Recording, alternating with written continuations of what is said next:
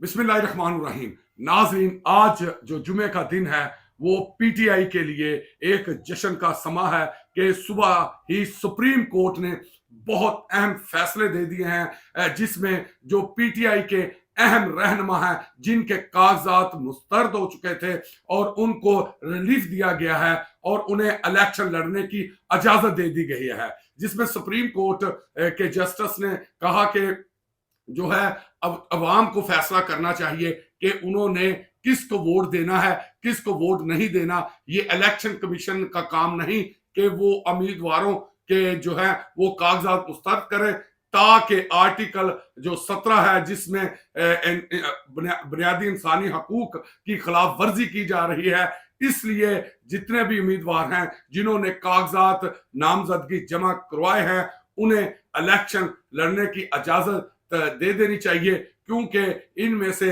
अक्सर जो ज्यादा उम्मीदवार हैं पीटीआई के, उनमें जो है उनको 9 मई के वाकयात में जो इश्तिहारी करार दिया गया था और इसके हवाले अलावा भी जो पीटीआई के अहम रहनुमा हैं जिन पे मुख्तलिफ मुकदमा दर्ज किए गए हैं, उनको भी इजाजत मिल गई है कि वो जो है वो इलेक्शन लड़ सकते हैं। और आज के जो अहम फैसले सुप्रीम कोर्ट ने दिए, इस हवाले से हम जो डिटेल है आपको बताते हैं कि आज सुप्रीम कोर्ट ने जो है पीटीआई के अहम रहनुमाओं को जो है वो इलेक्शन लड़ने की इजाजत दे दी है।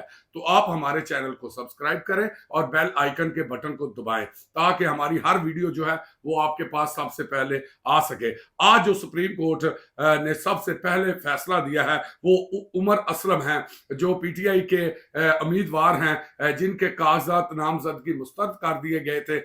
इस हवाले से जो है वो क्योंकि वो मफरूर थे और उन्होंने जो है वो जमानत जो कबल अज गिरफ्तारी करवा ली थी, और इस हवाले से जो जस्टिस मंसूर अली शाह साहब है उन्होंने कहा कि क्या मफरूर जो है वो शख्स इलेक्शन लड़ सकता है, लेकिन जस्टिस अतर मनीउल्लाह ने कहा कि आप मफरूर शख्स को जो है वो अगर इलेक्शन लड़ने की इजाजत नहीं देंगे तो ये बुनियादी इंसानी हकूक की खिलाफ वर्जी होगी। इसका फैसला जो है वो अवाम को करने दे कि अवाम ने किसको मुस्तरद करना है और किसको जो है वो सिलेक्ट करना है। इसलिए जो है कि जो मुख्तलिफ उम्मीदवारान हैं जिनके कागजात नामजदगी मुस्तरद किए गए थे, उनमें दूसरे हैं कि पीटीआई रहनुमा ताहिर सादिक जो हल्का 49 अटक से इलेक्शन लड़ रहे थे, उनके कागजात नामजदगी जो है वो भी मंजूर कर लिए गए हैं।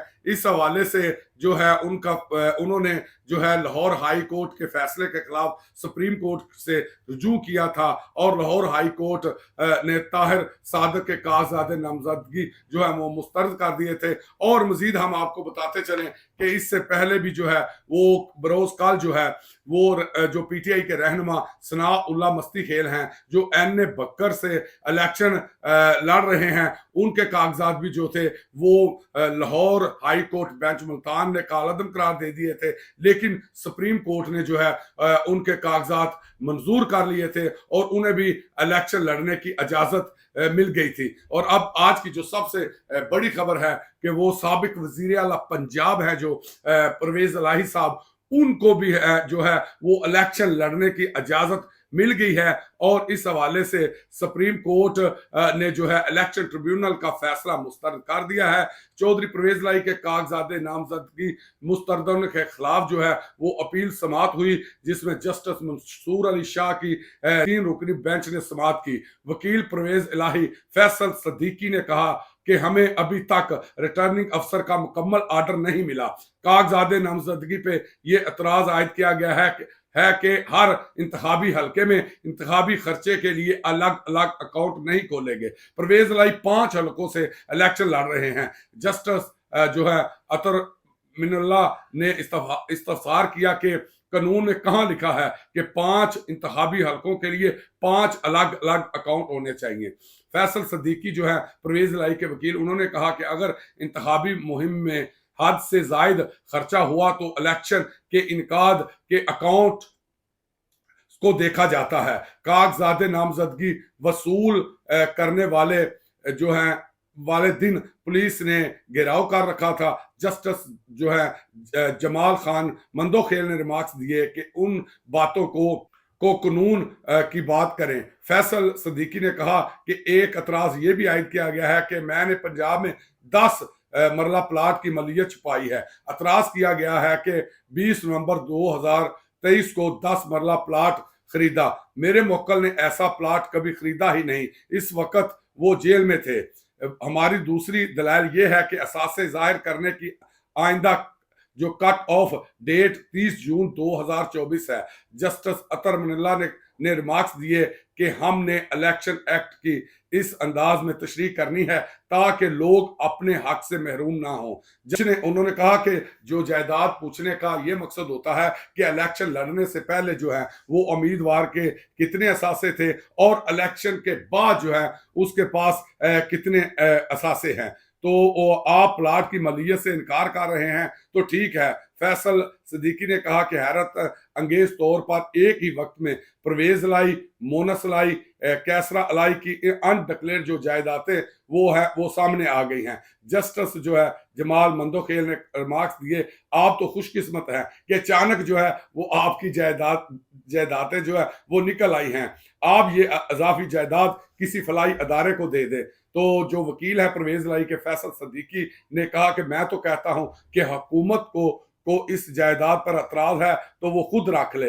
बाद अदालत ने परवेज अलाही के जो दरखास्त मंजूर करते हुए इलेक्शन लड़ने की इजाजत दे दी है। और इसके अलावा भी जो है इस वक्त जो केस जारी है उसमें सनम जवेद पीटीआई की जो रहनुमा है सनम जवेद और शौकत बसरा, उसका भी फैसला आने वाला है। उसमें भी बताया जा रहा है कि जो उनके भी मुश्तरका अकाउंट है जिसकी वजह से उन्होंने हर हल्के से अपने अलहदा अकाउंट जाहिर नहीं किए, जिनसे वो इंतखाबी जो है वो इलेक्शन में जो हिस्सा लेंगे वो खर्चा कहाँ से करेंगे ताकि पता चले कि जो इंतखाबात हो रहे हैं इसमें आया के उम्मीदवारों ने कितना खर्चा किया, क्या इलेक्शन कमीशन ने जो शराइत रखी हैं उनकी खिलाफ वर्जी तो नहीं की गई। तो जनाब इस हवाले से इलेक्शन कमीशन जो है अभी तक टाल मटोल कर रहे हैं, लेकिन बताया जा रहा है कि जब तक ये प्रोग्राम जारी है इसके बाद जो है वो सनम जवेद और शौकत बसरा का भी